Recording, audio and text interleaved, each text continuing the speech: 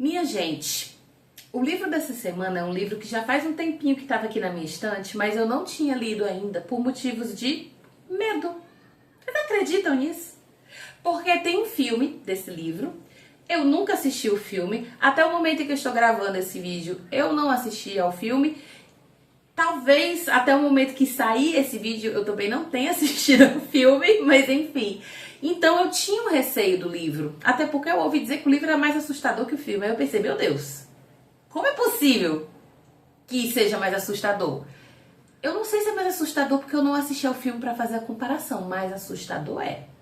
Porém, é um livro muito, muito bom, que valeu muito a pena eu ter lido. E eu pensei assim, nossa, eu podia ter lido esse livro antes. Valeu muito a pena. Mas que é uma história pesada, isso é.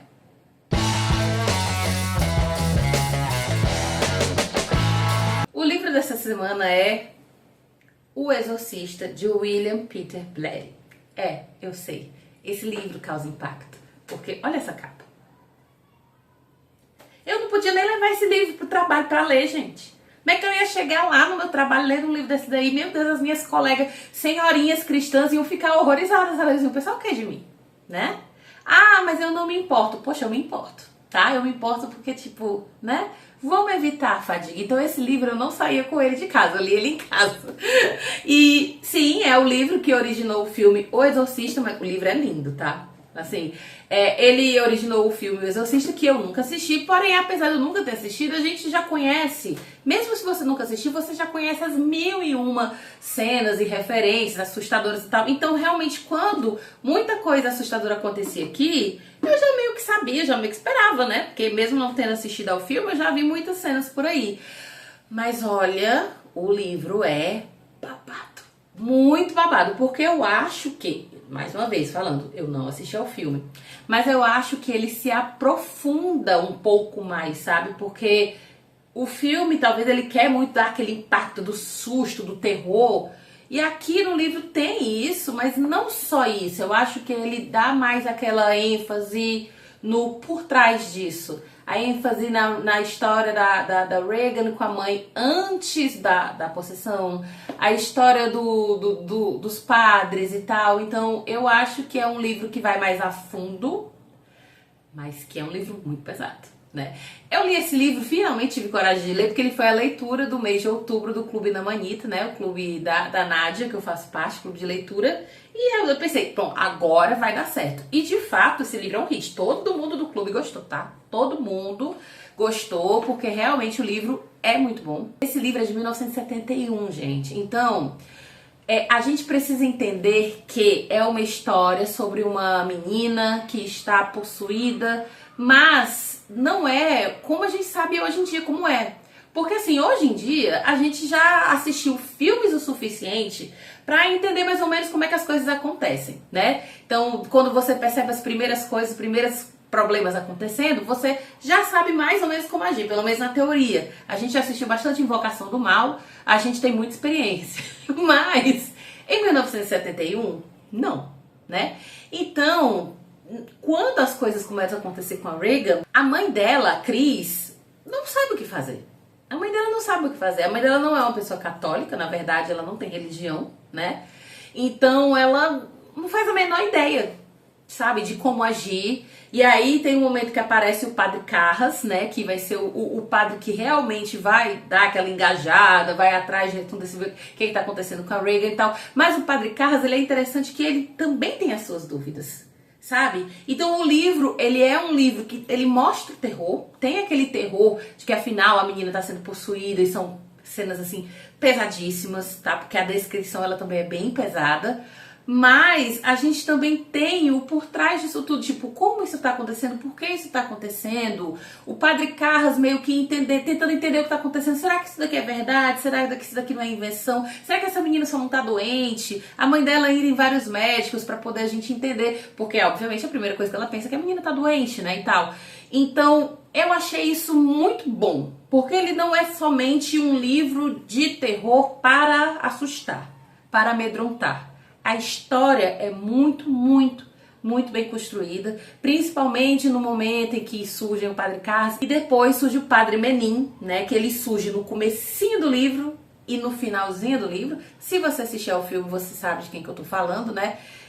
Então, realmente, ela é uma história que te prende muito, por mais assustadora que ela seja. Pra mim, foi inevitável ler esse livro e não ficar lembrando das cenas do filme. Mas apesar dos pesares, tinha uma menina no clube que ela disse assim, eu pensava no Todo Mundo em Pânico. Aí eu, poxa, realmente aí fica mais fácil. Mas eu não conseguia pensar no Todo Mundo em Pânico. Mas apesar de ser uma história assustadora, que eu também não lia de noite porque eu tinha, né, receio. Sim, eu sou esse tipo de pessoa medrosa. Eu gosto de ler coisa de terror e suspense, mas eu fico com medo, tá? Então, por exemplo, livros como esse daqui, eu evito ler à noite pra evitar ter pesadelo com ele. Tá certo? Porque acontece. Então eu evitava ler à noite, mas é um livro maravilhoso. Eu acho que se você é uma pessoa que gosta desse gênero e nunca leu O Exorcista, você precisa ler. Porque eu acho que ele é um livro que ele merece ser lido. Ele é muito bem construído, ele é muito bem escrito. Acho que tem só um personagem lá que eu não gostei, que é o detetive, mas tirando ele, toda a história é muito boa. Até as histórias paralelas, que é a história da Cris, a história do Padre Carras, a história do Padre Carras com a mãe dele. Aí você entende por que é que o demônio fala determinadas coisas, né, através da Regan pra esse padre. A gente vai entendendo isso também. Eu acho que a história ela é muito bem construída e ela é muito boa. Então, se você gosta de livros do gênero suspense e terror, é um ótimo livro. Se você nunca leu, mas você já assistiu ao filme, é uma ótima pedida. Agora, se você nunca leu nada desse tipo, não venha não. Não venha não, porque pode ser que seja muito forte pra você. Porque fala nome de demônio, fala sobre cenas assim, coisas que são muito pesadas assim pros cristãos, sabe? Coisas que envolvem profanação de símbolos religiosos e tal. É uma história bem pesada, tá? Tem uma hora que eu tava lendo que eu ficava assim, gente, o que é isso? E olha que eu nem sou uma pessoa religiosa, né? Tipo assim, eu cresci entre aspas, assim, dentro do catolicismo, mas eu ficava um tanto quanto chocada com algumas coisas. Mas se você realmente não tem o hábito, é melhor você não inventar. Até porque eu acho que a capa, ela já deixa muito clara que o que tem aqui dentro não é uma história muito leve, tá? É um livro muito bonito, inclusive, mas a capa é pavorosa. Mas mais pavoroso ainda é o que tem aqui dentro. Mas aí, ó, fica a seu critério, tá? Pra mim, super funcionou. Pra vocês, não sei. Depende do gosto literário que vocês têm. Lembrando que todo domingo às 18 horas sai vídeo novo aqui no canal. Então se inscreve, tá? Se inscreve, curte, compartilha, ativa o sininho. Sempre a gente tá aqui dia de domingo com várias sinopses de livros de suspense ou de outros que também não são de suspense, de livros nacionais, internacionais. Então, tipo, tem um monte de opção pra você escolher. E a gente também tá no Instagram e no TikTok, @bafulê.literário. Lá os vídeos são sem spoilers, tá? Eles saem às terças-feiras. Sai primeiro aqui no YouTube, depois sai no Instagram e no TikTok. Então vamos para os spoilers. O livro é sensacional. É sensacional. Eu não sei o quão fiel ele é ao filme, porque eu não assisti ao filme. Mas pelo pouco que eu sei, eu acho que ele é bastante fiel. Pelo pouco que eu comentei com meu marido, que já assistiu esse filme, ele lembrava de certas coisas, então eu acho que sim, é ok. Mas, né, eu falei aqui no começo do vídeo que ele é um livro de 1971 e em 71 as pessoas ainda não sabiam como lidar com essa história. Hoje em dia a gente saberia, né? Foi uma sensação que eu tive, essa sensação de estranhamento que eu tive quando eu li o Bebê de Rosemary. Porque o Bebê de Rosemary, se não me engano, é ainda mais antigo. E no Bebê de Rosemary, a história, o tempo todo você tá assim, mulher, pelo amor de Deus, tô fazendo coisa contigo e tu não tá percebendo.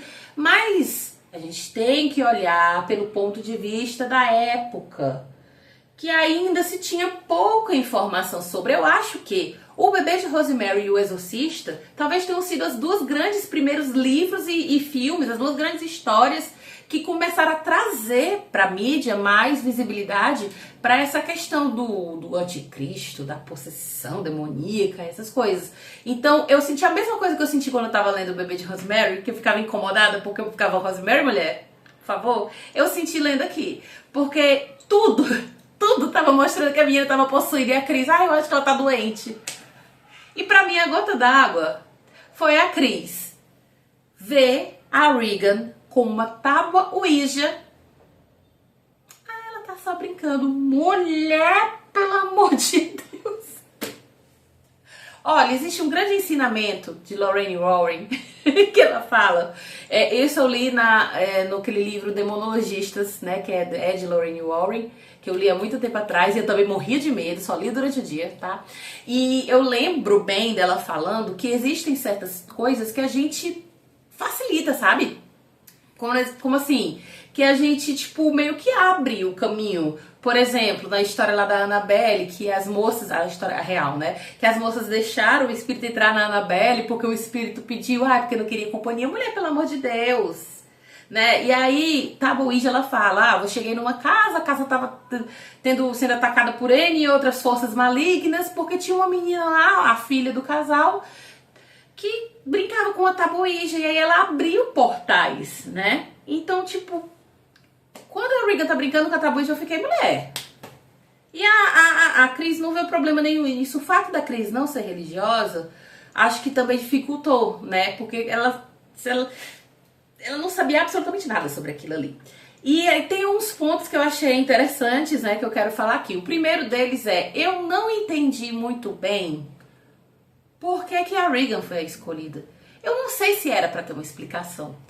Mas é porque, tipo, as coisas começaram a acontecer com ela, mas é pra ter uma explicação? Existe um porquê? Será que foi só por causa da Tábua Ouija? Não sei, né? E aí eu, sei lá, fiquei meio... Eu não sei se teve essa explicação e eu não vi ou se ela realmente não existiu. Mas eu gostei muito daquele gancho do demônio, quando o demônio tá se comunicando com o Padre Carlos, dele falar o nome do Padre Mary.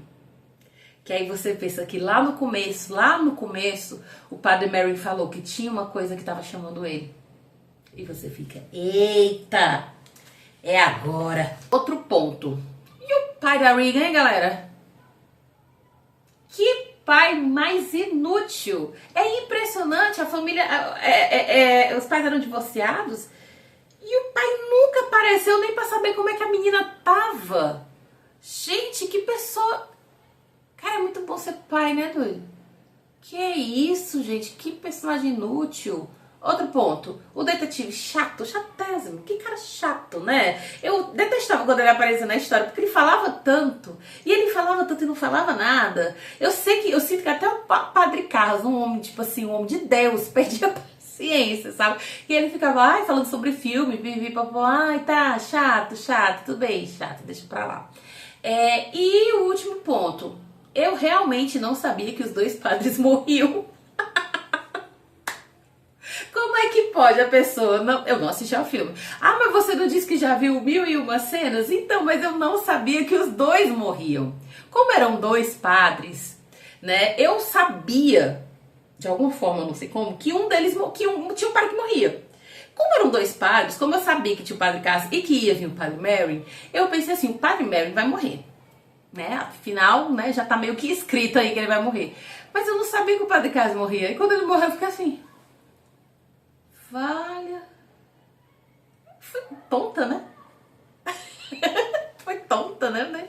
Aquela parte da filha do Cal, que na verdade não estava morta, estava escondida, eu achei meio... Não sei. Eu achei meio desnecessário. Talvez, sei lá, talvez a mentira que o Cal escondia pudesse ser outra, não sei. Enfim, achei meio estranha aquela parte ali. Mas, no geral, eu acho que eu não tenho muito o que falar, não. É só isso mesmo. É muita cena pesada, extremamente pesada. Muitas a gente já tinha visto, né, com cenas do filme. Muitas cenas de profanação a elementos religiosos, que querendo ou não, dão um impacto, né? Quando você tá lendo, tem um impacto bem grande, tá? Mas o tempo todo eu pensava em como a Regan ia ficar. Porque ela era uma menina de 11 anos. Então, tipo, como seria a vida dessa menina depois? Tipo, tá, eu sei que ela ia sobreviver no final, mas Imagina, deve ficar sequela, né? Porque, gente, é um rolê muito pesado. E a cena mais assustadora pra mim, ai, a cena da a Regan, né? Toda virada assim, que é a Shannon, que é a professora dela que morava lá dentro da casa dela, uma dinâmica bem esquisita. A Shannon que tava lá, e aí quando ela olha pra trás, a menina tá tipo assim, encostada no pé dela daquele jeito. Essa parte aí eu me arrepiei todinha, viu? Essa parte foi ó. Uó! E ela ainda tá lambendo, né? Acho que ela tá lambendo. Nossa, gente, que. Nossa, bizarríssimo. E eu gostei muito do Padre Carras porque ele era muito cético. É tipo assim, eu sou padre, meu amor, mas eu preciso ver se isso aí é verdade. Porque não é só que eu sou padre, que, essa menina tá com... Vamos fazer o exorcismo. Não é assim, não. Não é assim que funciona. Porque aqui não tem casal Warren. Eu acho que não existe casal Warren. E venhamos e convenhamos, casal Warren não resolvia muita coisa, não. Né? A gente sabe que casal Warren era muito barulho, muita coisa, mas resolução que é bom, não muita. Então, quando o padre vai, ele precisa analisar, porque ele precisa realmente saber se aquilo ali é um caso de possessão ou se não, só não é uma doença, algum problema de saúde mental. E como o padre Carras, ele era psicólogo, ele realmente faz toda uma investigação. A Regan, ela faz uma bateria de exames, uma série de exames no começo. Ele faz toda a investigação, ele vê todos esses exames, ele vê todas as possibilidades de que talvez a Regan esteja fazendo aquilo ali de propósito, mas meio sem saber que está fazendo. Quando todas as possibilidades são descartadas, aí o padre Carlos, parece que eu vou ter que fazer um exorcismo. Mas eu gostei, porque ele foi muito responsável. Não é só sair fazendo, não, né? Que sei lá, depois virar o exorcismo de Emily Rose aqui, que é inspirado numa história real, de um exorcismo que não deu certo, né? E aí, daí já viu, né? Então, achei que o Padre Carlos foi muito consciente. Ele era um personagem com muitas camadas. Eu gostei muito de acompanhar a história dele. E eu senti muito por ele ter morrido, porque tadinho do bichinho, ele era tão legal. Mas é aquela coisa, ele se matou. Que é até uma coisa que é muito condenável pela Igreja Católica, né? E aí ele se jogou da janela, mas assim, não tinha escapatória. Porque quando ele viu que realmente ele não ia conseguir tirar aquele demônio de dentro da Regan de outra forma, ele teve que chamar o demônio pra ele. Então, né, tipo, quando ele sai da Regan e entra no Padre Carlos, e o Padre Carlos se joga pra morrer, pra poder encerrar aquele assunto, ele não teve escapatória. Então, meio que por mais que você tenha ficado chocado pelo Padre Carlos morrer, meio que fez sentido, entendeu? Como o Padre Mary já tinha morrido, e como ele viu que aquilo ali não ia dar certo, ele tava com muito medo da Regan morrer, então a escapatória foi aquela. Então ele se colocou, né, ele se sacrificou pra poder salvar a vida da Regan. Padre Carlos, você é um divo, tá? Você é, assim, o craque do jogo. Incrível. Então, o nosso livro da semana é O Exorcista, de William Peter Blatty.